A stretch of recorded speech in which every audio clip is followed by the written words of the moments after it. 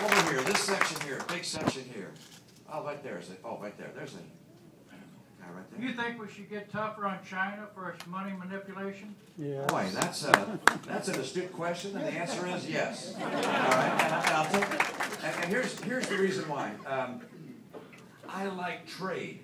Trade, by the way, is good for us. We might not think so when you first hear about, well, we're going to be trading things with other people.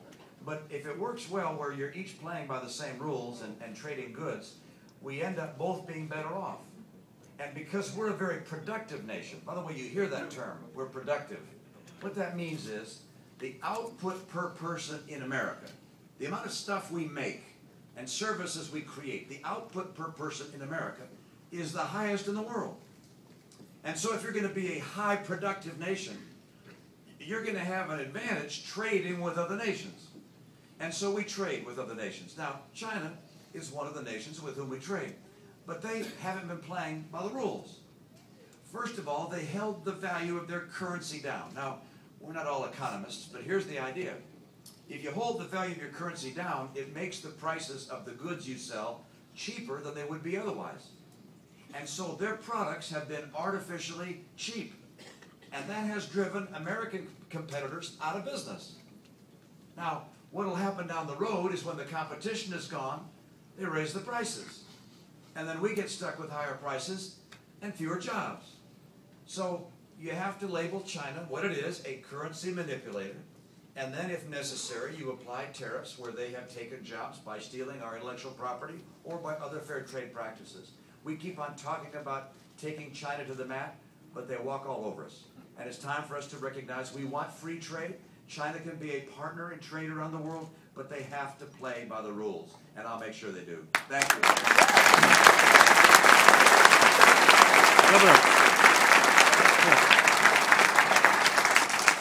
You've got a video, so I'm a little nervous about what you're going to be videoing here. Go ahead, yeah. You have up to $50 million invested into Goldman Sachs. That's what I figured. I have $50 million invested? Up to $50 million invested in Goldman Sachs. I was wondering, how can you be trusted with taxpayers' money when you're investing in a company that caused the financial collapse?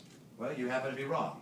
I don't have money invested into Goldman Sachs of anywhere near the nature you're speaking of, number one. And number two, my investments since, let's see, what year would it be? 2002, when I ran for governor, I took all of our investments and I gave them to a trustee, a blind trustee.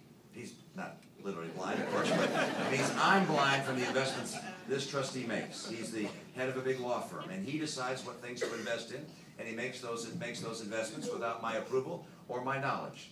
And that's kept me from having any particular conflict of interest when I was the governor of Massachusetts. And by the way, it continues to keep me from that conflict today. And if I'm president of the United States, I understand that all of my investments and ands will all be sold and bought again without us having any idea what's been purchased. So that's how you would hope that we would live without any particular conflict of interest. And I can assure you, I am not in this race to make money. I've already made enough. I'm in this race. I've worked for the last 10 years. I've worked for the last 10 years without taking a salary. I'm not embarrassed about being successful, but I'm embarrassed for people who think there's something wrong with that. I want to help people become successful.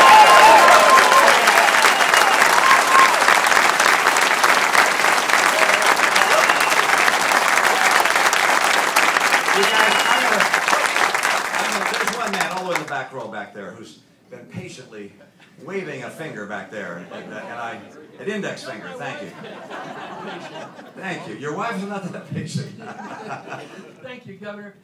My question is, with all the activity going on within the Republican nominees and the campaign, and when you get the nomination for the presidency, what are you going to do to bring everybody together? Yeah, thank you. Thank you. President Obama said he was a community organizer. And he has organized the conservative community to make sure we get him out of office. All right, that's number one. And we're going to get him out. We're going to get him out. And he is doing such a damaging job to our economy and to our national interests overseas that Republicans and conservatives and libertarians and people who share Tea Party members and the whole wide array of Republicans, I believe, will come together. I can tell you this, that there are 4 people running for president in our party right now. I will support whoever our nominee is. I happen to believe I'm the guy with by far the best chance of beating him.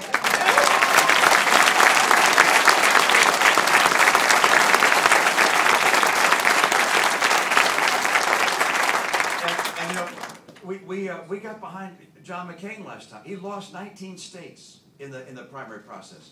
But when the process was over, we got behind him. We worked for him. The various candidates did. We helped his effort. The party came together. He lost.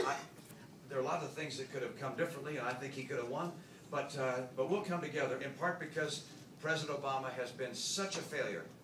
And people on both sides of the aisle recognize that. Our side of the aisle will speak the truth about it. The other side of the aisle tries to cover it up and see if they can't divert us from his track record by trying to talk about personal matters and anything else they can come up with. But independents as well. Independents, women, Hispanic voters, they're coming to our side on this because they realize that if they want good jobs and they want to make sure we don't pass on deficits and massive debt to our kids, if they want a strong America with a strong military,